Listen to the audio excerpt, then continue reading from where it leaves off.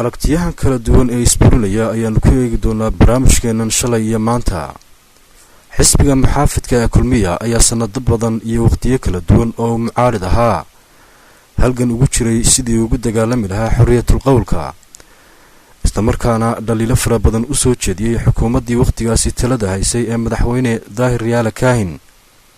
sanadkii 2005 ayaa waxaa wafdi ka socda xisbiga mucaaridka ahaa ee kulmiye ay u boqoleen inay safaro kala duwan ku soo maraan gobolka Gabiley iyo deegaanada hoos yimaada, waqtigaas oo ciidamada bilayska ee gobolka Gabiley ay ka hor istaageen barta kantaroolka Caabudla. ciidan buriisa ayaa la dhigay Caabudla oo la ka celiyay xisbiga kulmiye ka soo galay. halka horaantii bishan ciidamada bilaysku ay ka hor istaageen mas'uuliyiin ka socota xisbiga mucaaridka ee UCD, waqtigana oo talada dalka iyo xisbigii waqtigaasi mucaaridka ahaa kulmiye. waxaan joognaa kontaroolka Caabudla joognaa, waana loo diiday kontaroolkii baan taaganahay. waxaan doonaynaa inaan safar ku tagno Gabiley iyo Togo Jaale iyo Arabsiyo. dalkii wuxuu marayaa maanta in xataa la yiraahdo magaalooyinkii kale mucaaridka ma mari kartaan. xukuumaddu waxay ka horjoogtay axsaabta hawshooda ugu weyn waxaa kamid ah wacyigelinta ummadda.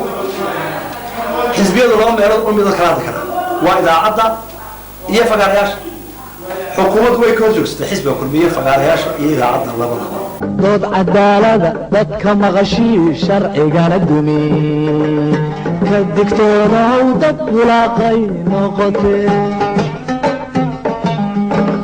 dood cadaalada dadka maqashii sharcigana dumi ka digtoonaw dad walaaqay noqotee.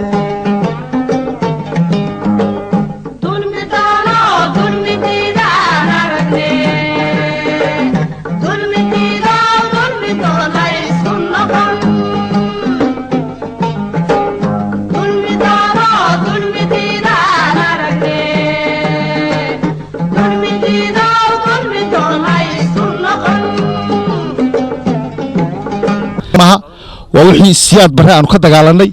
ma hadli kartaan carjuuq dheh caburintii ayaga juglayntii siyaad barre nagu hayay ayaa maantana lagu hayaa. marka runtii aad iyo aad baan uga xumahay maanta hadday Soomaaliland halka marayso. xukuumaddii kulmiye ee xorriyatul qowlka oran jirtay waxbaan samaynaynaa ee oran jirtay dalka waxaan ku maamulaynaa cadaalad. maanta cadaaladii ku maamulamayso xukunkii siyaad barre ayaa soo noqday. waxa soo noqday tii faqashtu ay dalka ku haysay mid ka daran baa soo noqday. waxa doorashada caqalad gelinaya ninka waftigii kulmiye ee Gabiley u socday booliska jidgooyada u dhigay Caabudla. haddaba waxa isweydiin leh ururka haweenka ee naaw oo ah samafalo iyo xisbiyada qaranka midkeed dastuurka mudnaantiisa.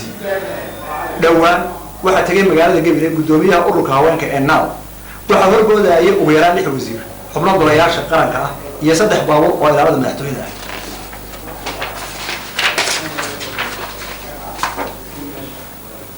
dugsiyada Gabiley maalinta waa la xiray, hawlaha qaranka waa la joojiyay, xafiisadana iridaha loo xiray.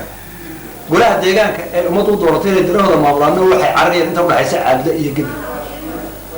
haddaba xisbiga udub iyo xukuumaddiisa waxa aan weydiinaynaa sharciyada iyo hab maamuuska intaa leeg waxa loo siiyay ururka samafalka ah ee naaw ee xisbiyada qarankana booliska lagu horreeyay jidka Caabudla. waxa la yiri layru biyaha kashkiisa ku jira ayuu ka didaa. xukuumaddu boogaheeda ayay hoos u ogtahay. waxay ka cabsi qabtaa haddii kulmiye fagaaro ummadda kala hadla ama idaacadda inuu boogahooda furfuro. sidaa darteed waxay darmooday inay kala dhex jirto ummadda iyo kulmiye.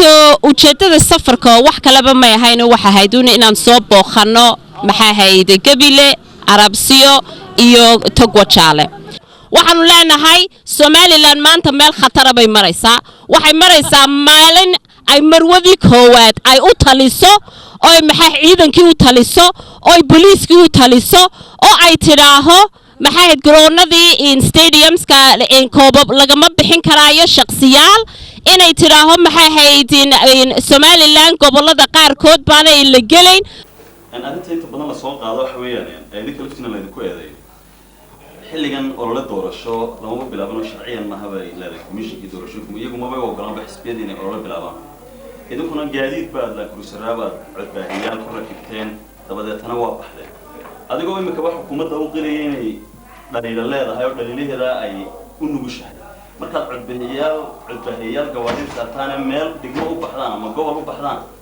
ololena aanu jirin soo loo qaadan maayo inaan loolankii doorashada idinku kambeynkiina bilowdeen xisbi la abuuriyaba loona ma xisbiyadu ma shirkado faa'iido lagu helo xisbiyadu waxay u taagan mar walba waa siyaasad iyo loolan iyo dood oo taan kala qabto waxa lagu leeyahay shuruuc gaar meelaha qaarkood in laga hadlo siyaasad qaarkood loo kaamin